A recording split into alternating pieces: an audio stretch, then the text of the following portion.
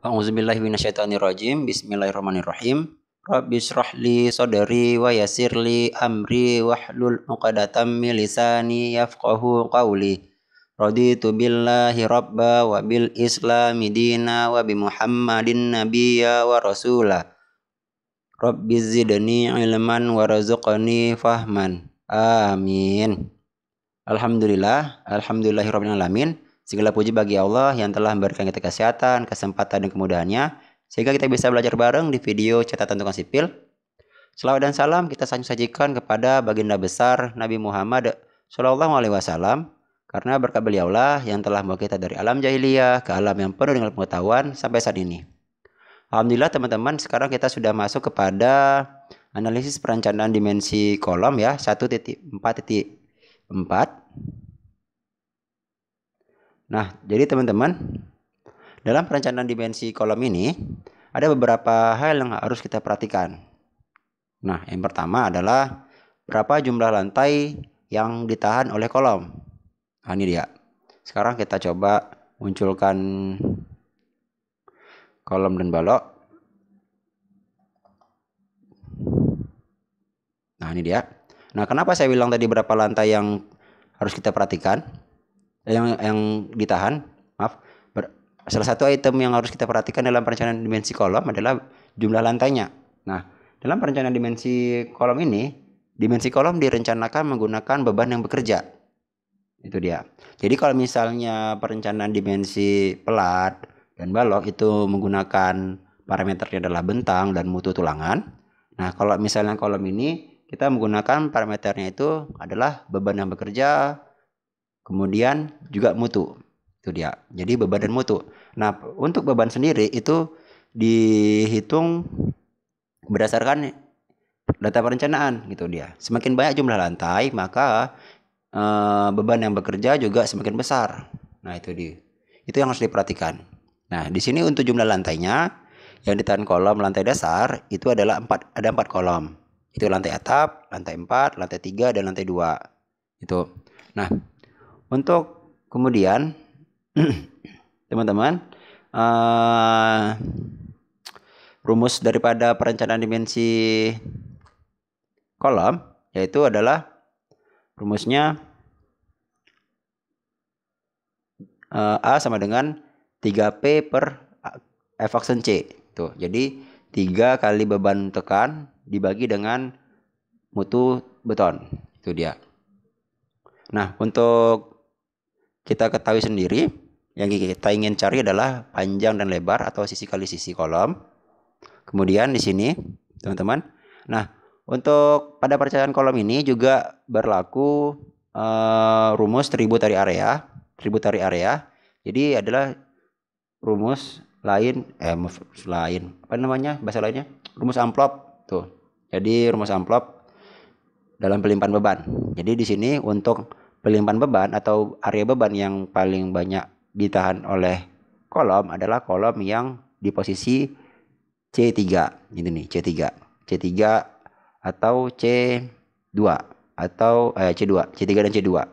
Atau juga di B3. Tuh, jadi ada 3 titik kolom yang paling besar nahan beban. Kenapa begitu? Karena di sini area yang ditahan oleh kolom besar gitu. Nah, langsung saja. Jika teman-teman ingin file ini, silakan lihat di link deskripsi untuk dapat dipelajari.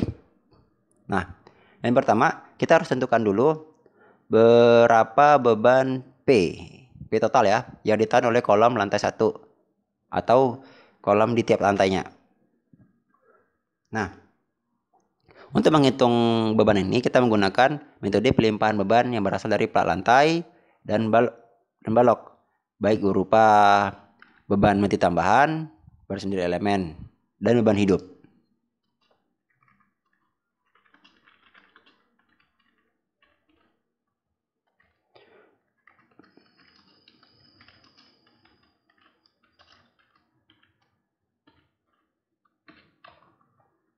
Oke.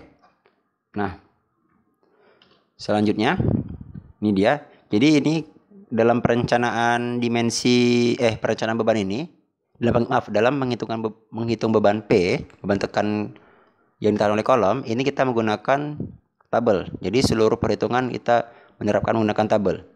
Jadi teman-teman kalau misalnya tidak menggunakan tabel, itu kita akan kesulitan karena terlalu banyak penjabarannya. Harus kita lihat. Kalau misalnya tabel itu lebih simpel. Yang pertama, untuk dalam menentukan berat sendiri elemen, itu kita punya rumus volume elemen, volume penampang, volume elemen struktur dikali dengan massa jenis dikali dengan jumlah elemen. Tuh. Nah, di sini teman-teman bisa lihat saya tidak menjelaskan secara detail karena ini terlalu banyak akan menghabiskan waktu. Jadi sebagai contoh, misalnya kita ingin menghitung beban yang ditahan oleh kolom lantai 4. Nah, di mana lantai 4 ini menahan lantai atap. Nah, untuk ilustrasinya seperti ini dia. Ini dia. Jadi kalau misalnya kita ingin menghitung berapa beban yang ditahan oleh kolom lantai 4. Nah, kita lihat lagi bebannya. Nah, kolom lantai 4 menahan balok dan plat lantai atap. Ini dia, balok dan plat lantai atap. Nah, sekarang kita lihat apa aja yang bekerja. Nah, ternyata yang bekerja itu adalah berat sendiri plat lantai atap. Tuh. Kemudian balok lantai atap arah X dan arah Y. Selanjutnya, beban mati lantai atap dan beban hidup lantai atap. Nah, inilah yang bekerja pada plat.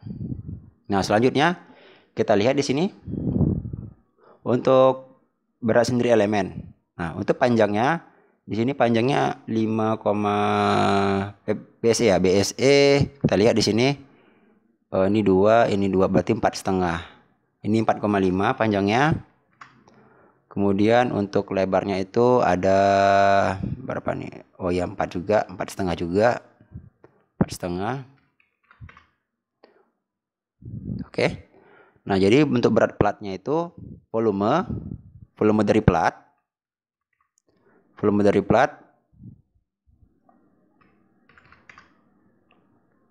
dikali dengan massa jenis.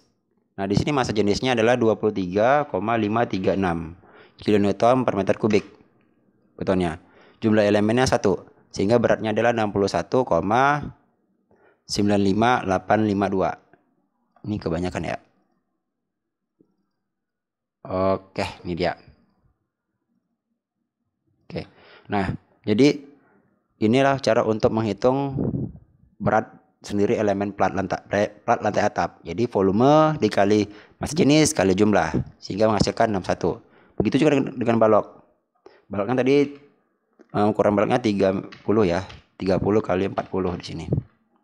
Oke.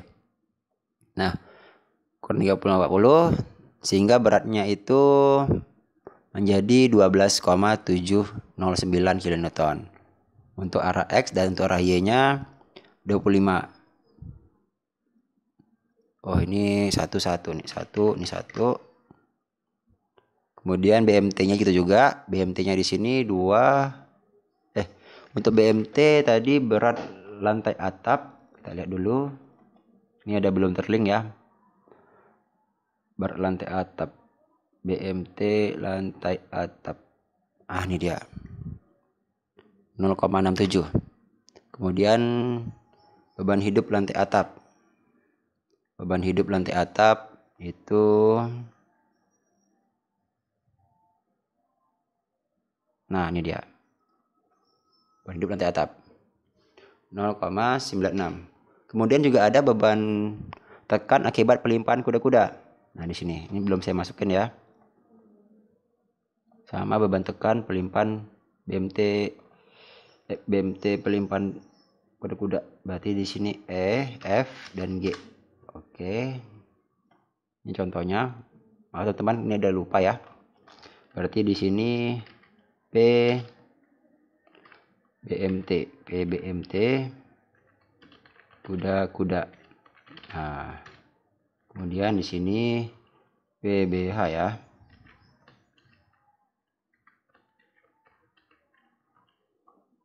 P beban hidup kuda-kuda. Nah, ini kita stripkan aja karena dia nggak ada.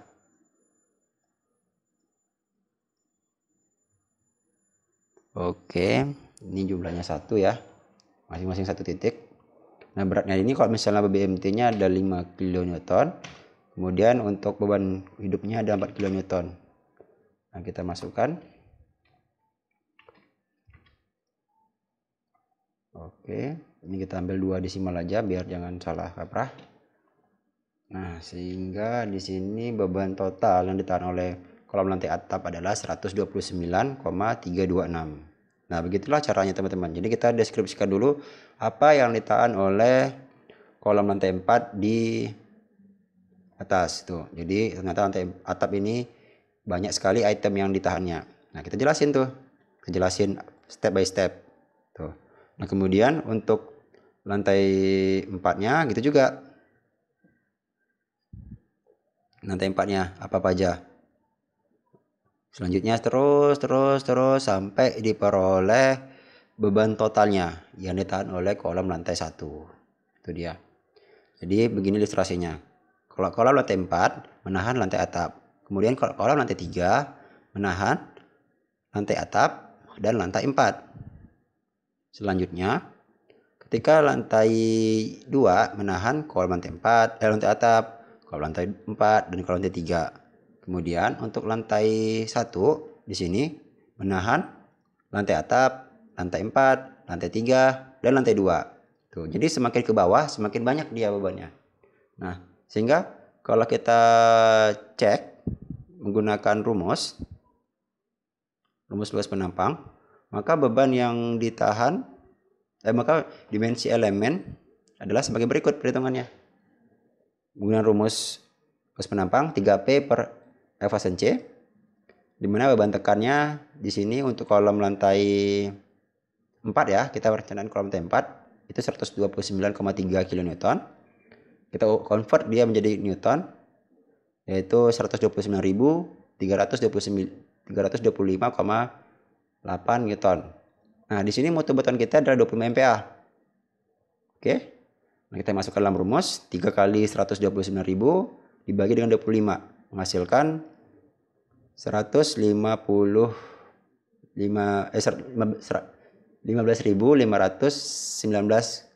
mm persegi. Nah, ini kalau kita masukkan ke dalam rumus 15.519,1 mm persegi, maka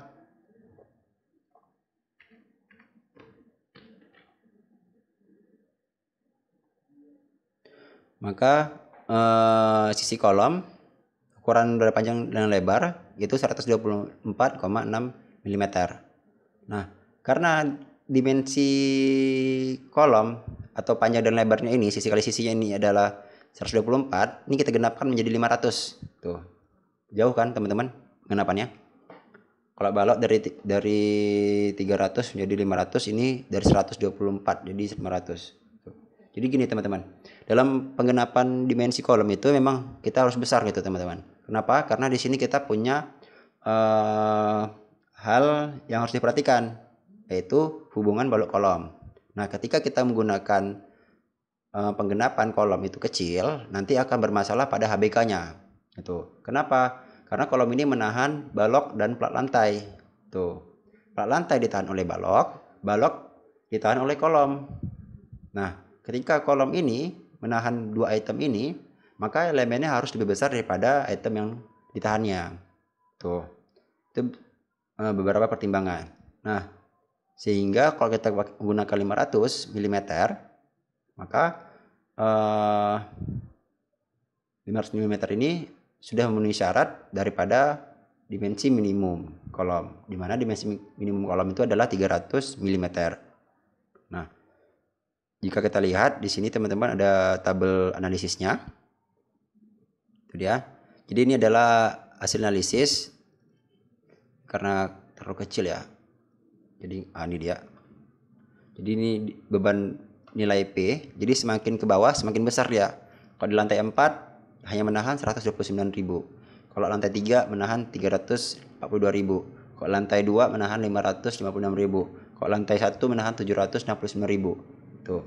Nah, ketika kita masukkan ke dalam rumus menggunakan tabel, dimensinya itu masih kecil gitu, nggak ada yang lebih daripada 500. Maka kita genapin semua elemen menjadi 500 kali 500 mm. Nah, itu dia. Jadi teman-teman di sini juga harus diperhatikan, masih sama dengan balok dan pelat. Bahwasannya untuk dimensi elemen struktur yang kita gunain ini bukanlah dimensi elemen struktur yang aman gitu. Kenapa? Karena ini hanya perencanaan dimensi awal gitu. Karena dimensi awal ini hanya sesuai dengan standar yang berlaku, ketetapan yang berlaku gitu. Batas minimum dia bermainnya di sini. Jadi dia bukanlah dimensi yang aman. Nah, bagaimana cara kita menentukan dimensi yang aman? Nah, untuk menentukannya itu adalah dengan cara melakukan analisis struktur. Jadi kita masukkan ke dalam program dulu, kemudian inputkan beban, kita analisis dia, baru kita kontrol. Nah, dari kontrol tersebut kita ketahui bahwasannya bangunan ini menggunakan dimensi kolom yang kita rencanain sudah aman atau tidak. Kalau aman, alhamdulillah. Kalau tidak, maka kita lakukan peningkatan mutu atau peningkatan dimensi atau penambahan kekakuan. Itu dia teman-teman. Nah, jadi untuk dimensi kolom yang kita gunakan pada gedung ini adalah sama semuanya 500 mm dari lantai 1, lantai 2, lantai 3, dan lantai 4. Itu.